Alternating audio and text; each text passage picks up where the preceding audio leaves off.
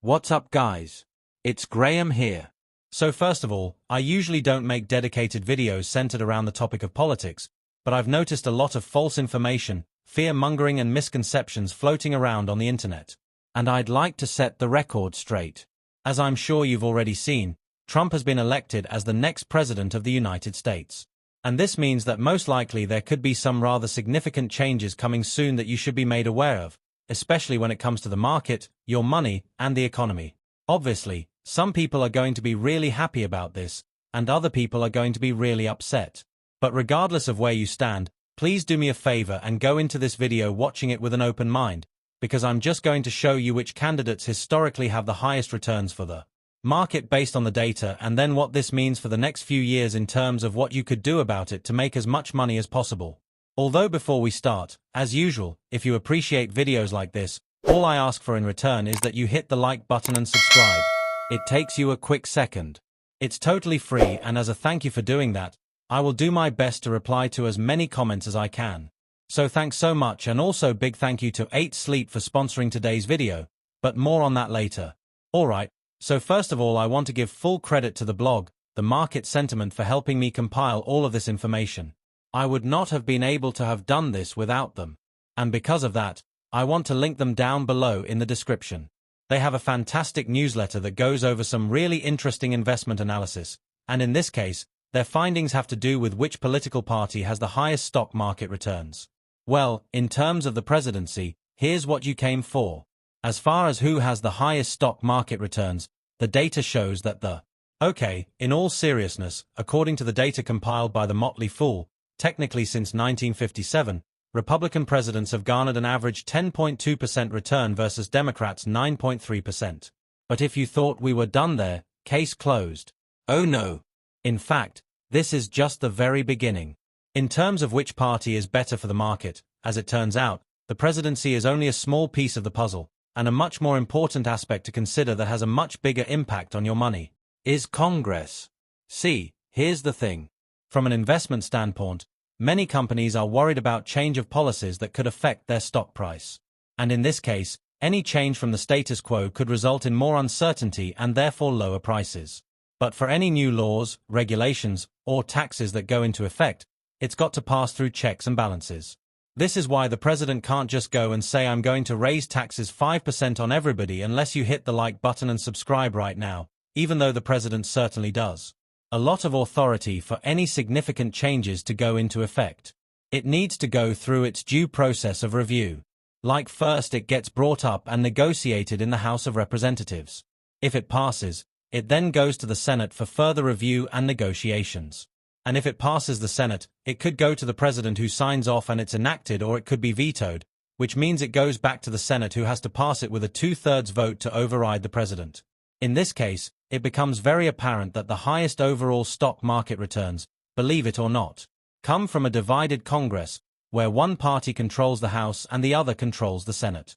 In fact, a Republican president with a divided Congress sees the highest returns of 13.7%, while a Democrat president isn't too far behind at 13.6%. Beyond that, though, it seems like a fully Republican Congress, like we're soon going to have, yields the second highest returns at 13% and 12.9%, regardless of who's president. And the lowest returns come from a Republican president and a Democrat Congress at just 4.9%. But once again, those returns are a little bit deceiving, because even though you could look at this and see that technically one party is slightly better for the markets than the other, that could also have to do with the next president having to pick up some of the pieces. For example, Bill Clinton. When you look at his performance, he left at the very peak of the stock market right before the dot-com bubble crashed, leaving George Bush to try to turn the economy around, especially after the impact of 9/11. Then his second term ended with the beginning of the great financial crisis. So we had president leaving a very tricky market for a Republican president, leaving a very tricky market for a Democrat president. The whole thing is a mess. All of this goes to show that the president has much less direct control over the market than most of us attribute. The same could also be said about those who only invest when their political party is in office. In fact, if you chose a side, the data shown that you would have underperformed the market by millions of dollars. So that then leads the question, what should you do about all of this, and where's going to see the highest returns over the next few years? especially now that Warren Buffett has grown his cash pile to $325 billion. Well, in terms of what happens historically throughout elections, one thing is certain: more investors move to cash. In this case, most money is shown to move into equities like stocks during the first year of a presidential candidate, then slowing down dramatically in the second year, and then building up again throughout the end of the term as investors move their cash into safer, more stable accounts like money market funds. But even though this sounds like a safer strategy, it's consistently done pretty bad. For example, throughout the last 23 election cycles, if you invested $10,000 in January 1st of an election year, you had the best outcome 60% of the time. If you split $10,000 into $1,000 a month of each election year, you had the best outcome 26% of the time. Finally, if you waited on the sidelines and only invested after the election, you only had a 13% chance of coming out on top. All of this overwhelmingly suggests that the best result is to simply stay invested even before the election takes place. Although in terms of what you could do now and which investments make the most money going forward, here's where things get very interesting. Although before we go into that and the repercussions this could have throughout the entire economy, at the end of the day, it's probably nothing you should lose sleep over. Especially if you're anything like me and you tend to get in bed, overthink everything you've ever done, and then get frustrated when you go and look over at the clock and realizing you're getting under 5 hours of sleep, if you could fall asleep at all. Thankfully though, it doesn't have to be that way. With our sponsor 8 Sleep. For those unaware, the Pod is a high-tech mattress cover that you could quickly add to your existing bed, and the cover is packed with advanced technology that allows it to automatically cool and heat based on the level of sleep that you're in. Like to give you an example of how impressive this is, the Pod uses precision temperature control to regulate your body's sleep cycles. It could cool down to 55 degrees or warm up to 110 degrees Fahrenheit, and it could do this separately for each side of the bed. It also uses machine learning to analyze your sleep patterns, and then it'll adjust automatically throughout the night to maximize your sleep efficiency. Plus, it's a sleep tracker with medical-grade accuracy that includes built-in sensors that monitor sleep stages, heart rate, respiratory rate, and more without you needing to wear anything. Even better, but the Pod is clinically proven to improve sleep quality by an extra hour each night. So for those who strive for peak performance and continuous self-improvement, that extra hour translates into sharper cognitive function, enhanced physical and mental performance, and increased productivity throughout the day. Personally, I noticed a massive difference even on the first night because their machine learning knew the precise temperature for my ideal sleep cycle. I woke up feeling way more rested, and their soundless alarm clock was amazing to wake up to because they heat up the bed just enough for you to wake up gracefully without feeling groggy. So if you're ready to take your sleep and recovery to the next level, head to 8sleep.com/gram and use the code GRAM for up to $600 off your Pod 4 Ultra purchase when bundled because the offer ends soon. Trust me, if you prioritize sleep, this is absolutely amazing. 8sleep.com Graham with the code Graham with a link down below in the description for up to $600 off. Thank you so much. And now let's get back to the video. Alright, so in terms of where to invest and what investments make the most money, you're going to want to hear this. Even though both Republicans and Democrats have private and public donors, the Magnificent Seven, which have done the best over the last few years, overwhelmingly donate to Democrat candidates, with the exception of Tesla. Why, you might ask? Well, to dive into this a bit further, research from Sparkline Capital got into the bottom of what's going on. And here's what I found surprising. Since the 1950s, the political gap between the left and the right has been widening at an alarming pace. And as of now, the ideologies between Harris and Trump would make them the most liberal or conservative president in the last century. Yeah, seriously. As an example of this, just take a look at the political climate since the 1990s. What used to be a common middle ground has turned into a stark difference of left versus right. But the companies that produce the highest returns recently have been Democrat stocks, which lean left and tend to be focused within industries of big tech on the West Coast. So they must be better, right? Not so fast. Actually, long-term, both Democrat and Republican companies offer almost identical returns just depending on the state of the economy. For example, with the exception of the dot-com bubble, Republican stocks overperformed from 1997 through 2018. Then we saw a flip where Democrat stocks skyrocketed as big tech dominance surged, even during a time where we had a Republican president. So what does this mean for you as an investor? The answer is that political affiliation makes no difference. There's no systemic advantage to one or the other, and in the long term, everything balances out. On top of that, whether or not a company supports one side versus the other also makes very little difference, like you would think that a company that donates to Republicans during a Republican presidency would do a lot better or get some special treatment, but instead almost the opposite happens. The data shows that since 1997, companies who support both sides or donate to Congresspeople who share similar values, regardless of their affiliation, outperform the companies who predominantly donate to one and not the other. The reason for this is that, as they say, partisan contributions are more likely to be ideologically driven, motivated by social views and other factors. Aside from maximizing financial returns, this is less likely to affect the bottom line. They also go on to theorize that political homogeny may foster harmful groupthink and invite unwelcome controversy. So in a way, it's good to hire people who don't think the exact same way as you do. Ultimately, all the research shows that the economy is a much better indicator for how the stock market returns, and the sitting president has much less of an impact than Congress does. But you also then have to ask yourself, what about investing in companies that are likely to get a lot of funding over these next few years?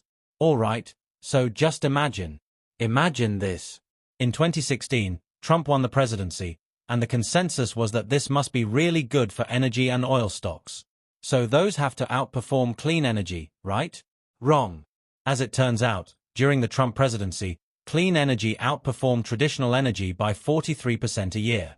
Okay, but what about Biden? Because he pushed for a lot of mandates towards clean energy.